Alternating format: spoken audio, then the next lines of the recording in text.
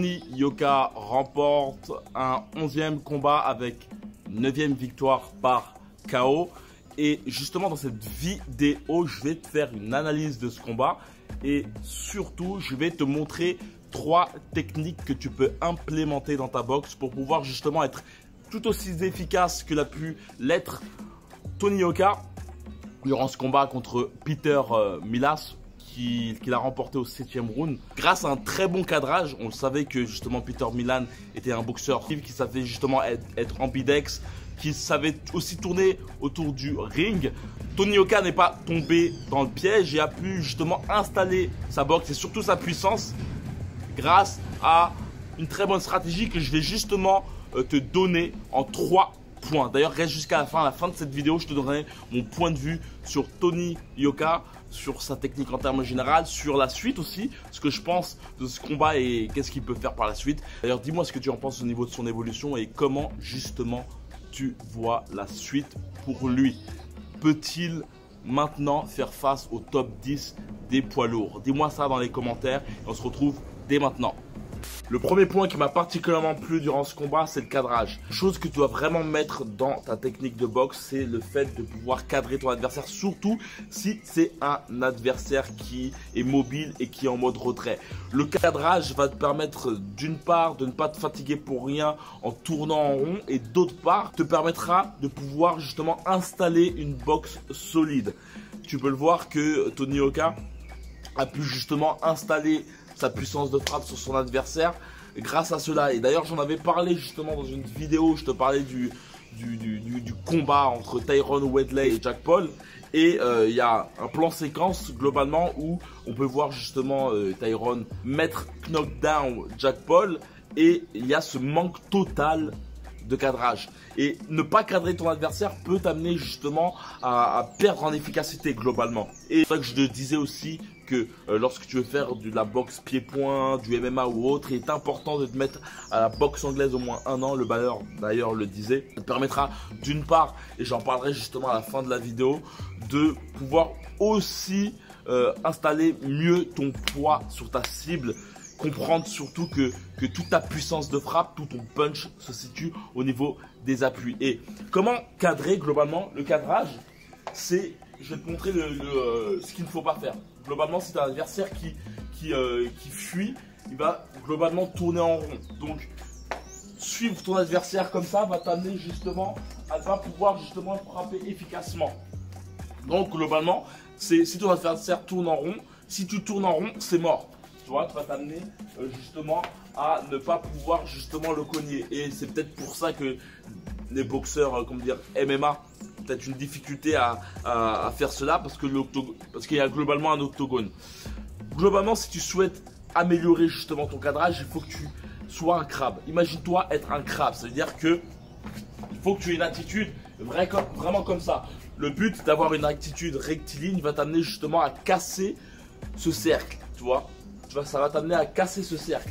Donc le but, c'est vraiment t'amener à avoir des mouvements plus ou moins comme ça. Et en fait, d'amener progressivement ton adversaire vers une zone pour pouvoir ensuite le coincer. C'est important pour faire un bon cadrage. Il faut aussi surtout bien lever tes mains. On peut voir et je parlerai justement du style de Tony Yoka, de comment j'en pense, qu'est-ce que j'en pense. Et donc, bon cadrage, il faut aussi vraiment te lever tes mains et envoyer ton jab pour pouvoir justement il faut t'imaginer être une sorte de chien de berger, quoi. C'est globalement ça, mais le socle de la chose, c'est vraiment d'avoir une attitude, tu vois, rectiligne et non basée sur la forme du cercle. Deuxième point, c'est l'utilisation du jab qui est très bien utilisé. Et d'ailleurs, dans cette vidéo, je vais t'expliquer la différence entre le jab et le direct. En fait, il faut vraiment te dire que globalement, c'est le bras avant. Le bras avant, c'est le socle de ta boxe. Si tu souhaites justement avoir une boxe efficace, que tu sois petit, grand, n'importe quelle taille, il te faut vraiment avoir un très bon bras avant. Ça te permettra d'une part de comprendre plus facilement ton allonge. Ça te permettra de distraire ton adversaire. Tu peux voir que parfois Tony Yoka se met justement à garder son bras avant très large de lui pour pouvoir d'une part rester à bonne distance et aussi pour pouvoir justement appliquer des uppercuts ou un crochet. Ça peut être aussi un moyen de cacher justement une prochaine attaque, c'est-à-dire que tu mets ton poing au niveau de la tête de ton adversaire qui est là pour ensuite lui assumer un crochet du bras arrière. Et il y a une grande différence entre le jab et le direct. Le jab a pour but justement de simplement, par exemple, si tu souhaites, je te parlais du cadrage, si tu souhaites cadrer ton adversaire, le jab permet justement de pouvoir, d'une part, n'importe quel coup peut, surtout à ce poids-là, peut justement déranger. Le jab a pour but de déranger, a pour but de comprendre le rythme de ton adversaire, a pour but de le distraire pour pouvoir, par exemple, frapper en bas. Et aussi a pour but aussi de te pousser. Et le jab, globalement, qu'est-ce que c'est? Le jab, on va dire que c'est simplement un mouvement du pied avant. Simplement un mouvement du pied avant sans pour autant pousser justement avec la jambe arrière. Donc ça peut être un mouvement du pied avant comme cela ou ça peut être un mouvement simplement du corps. Le but surtout, si tu veux faire un bon jab, c'est de ne pas serrer tes poings. Ne serre pas tes poings, c'est-à-dire reste les poings vraiment plus ou moins ouverts pour pouvoir avoir plus d'élasticité au niveau du bras avant. Donc le jab c'est vraiment ça. Le direct par contre, des boxeurs comme les Vladimir Klitschko, Vitali Klitschko étaient des très bons boxeurs avec des très bons jabs. Je pense que c'était vraiment les plus grands boxeurs à ce niveau-là, en tout cas dans la catégorie des poids lourds. Et le direct, ce que j'aime bien comme définition, c'est imagine-toi faire le coup de tête de Zidane sur Materazzi. Que s'est-il passé pour que Zinedine Zidane en arrive là? Et pour faire un coup de tête, tu sais qu'il faut justement utiliser la jambe arrière pour pousser ta tête. Donc le but c'est de pousser ta jambe arrière le plus rapidement possible vers ta jambe avant et d'amener justement tout ton corps vers ta cible. Et c'est non justement, on a tendance à se focaliser sur les points, à croire que c'est les points qui te permettent de frapper durement, mais il faut vraiment dire que c'est vraiment la partie basse de ton corps qui permet justement d'envoyer tout ton corps sur ton adversaire. Bam, bam. Il y a vraiment une grande différence entre le fait de s'activer comme un cingouin au niveau du haut du corps et justement d'apposer tout ton poids sur ton adversaire grâce au fait de pousser ton corps avec la jambe arrière et de retenir avec la jambe avant. Le dernier point que je voudrais mettre en avant, c'est justement son style qui est très hermétique. C'est un style que je n'aurais pas forcément vu pour sa grandeur, pour son allonge aussi. J'ai essayé de regarder plus ou moins la catégorie des poids lourds.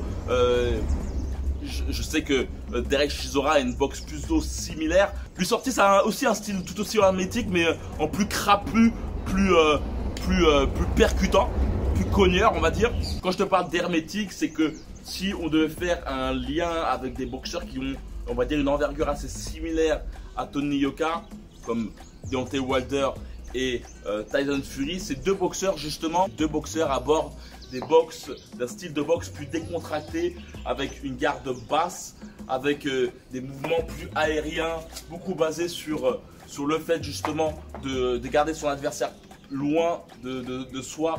On peut voir aussi ces deux styles sont beaucoup basés sur le fait de reculer, et donc le fait de reculer les amène justement à avoir encore plus de distance de frappe par rapport à leurs adversaires qui sont plus petits que eux. Et donc je pense que la différence qu'on peut voir en fait, c'est que Deontay Wilder, Tyson Fury a beaucoup une attitude en retrait, et ce que j'ai pu voir de Tony Yoka, c'est beaucoup justement une attitude offensive, très offensive, d'où peut-être certainement le fait de lever ses mains très durement. Donc les tips que je pourrais te donner globalement, c'est que ta garde, fais en sorte que ta garde ne soit pas le haut de ton corps, mais plutôt le coude. C'est vraiment le coude qui te permet d'avoir une garde solide. Sache que le simple fait d'apposer ton coude sur ton buste et de lever ton poing suffit.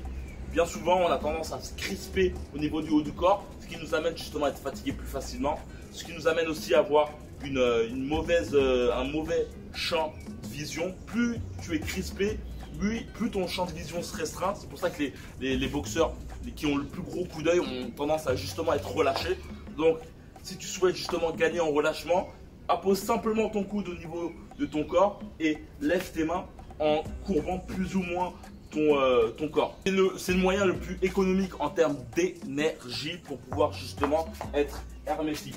Et toujours pour avoir un style justement très offensif, très important justement d'imposer le cadrage et les jabs et les directs aussi. Si tu souhaites booster ta puissance de frappe, comprendre comment sortir le punch qui est en toi sans être crispé, sans être lent, comprendre comment justement sortir le punch qui est en toi, je vais te dire que dans la description il y a un lien qui te permettra de télécharger une formation que je t'offre, tu n'auras rien à payer.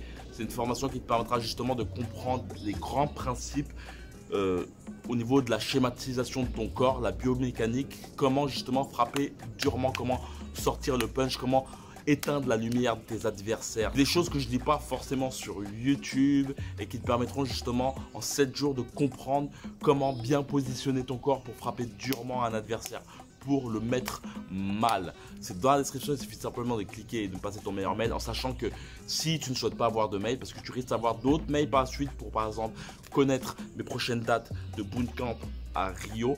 Comme ça, je dis en avance pour que tu puisses justement te préparer et surtout payer, on va dire, les billets d'avion à moindre prix. Aussi, tu pourras aussi avoir des mails qui te parleront de techniques ou autres que j'apprécie, que je ne parle pas forcément sur YouTube. Donc voilà, c'est dans la description, il suffit simplement de cliquer et de me passer ton meilleur mail. Parler de Tony Yoka en termes général, pour parler du style, je trouve le style très efficace. J'avais un peu de mal justement sur ce côté très hermétique, très boxeur. En fait, c'est une attitude assez de boxeur qui a une petite taille. Par exemple, des Johan Duhaupas ont un style comme ça, vu qu'ils font face à des boxeurs un peu plus grands.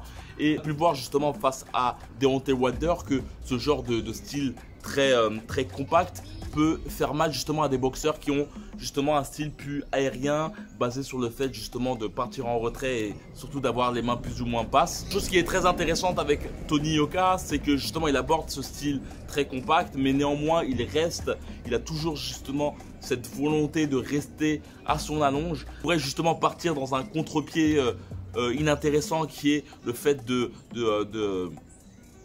foncer tête baissée en oubliant ça, le fait qu'il a une grande allonge. Et là je trouve qu'il a justement ce côté, on va dire, très polyvalent du fait d'avancer mais toujours rester à son allonge de sécurité pour pouvoir justement matraquer son adversaire de loin. Et une chose très intéressante, c'est que j'ai pu m'apercevoir lors de ce combat contre Duhaupas que son poids, sa puissance de frappe commence à s'installer dans sa technique de boxe.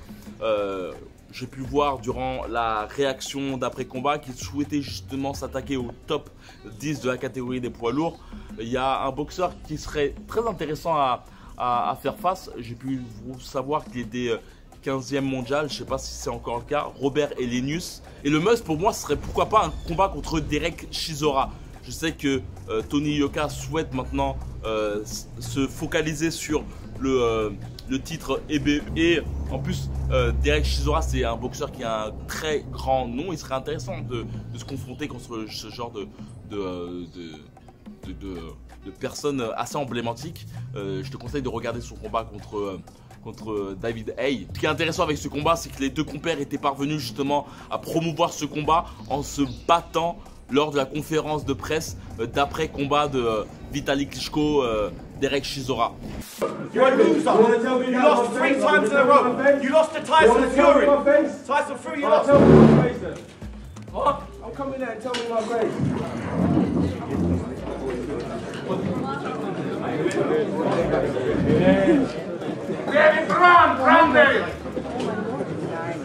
Let go. Bruv, stand behind me. Tell me my face. You want to fight me?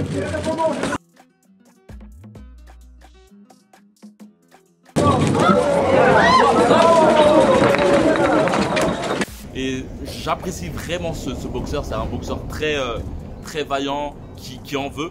Je ne dirai pas plus dans cette vidéo. Dis-moi ce que tu en penses au niveau de la suite de la carrière de Tony Yoka. Dis-moi ça dans les commentaires. Aussi, tu peux télécharger, comme je t'ai dit, une formation pour booster ta puissance de frappe. C'est dans la description. Il suffit simplement de cliquer sur le premier mail dans la description. Par la suite, comme je t'ai dit, tu auras une formation de 7 jours. 7 jours pour booster ta puissance de frappe, devenir un boxeur percutant. Donc voilà, on se retrouve dans les coulisses et comme d'habitude que la boxe est avec toi.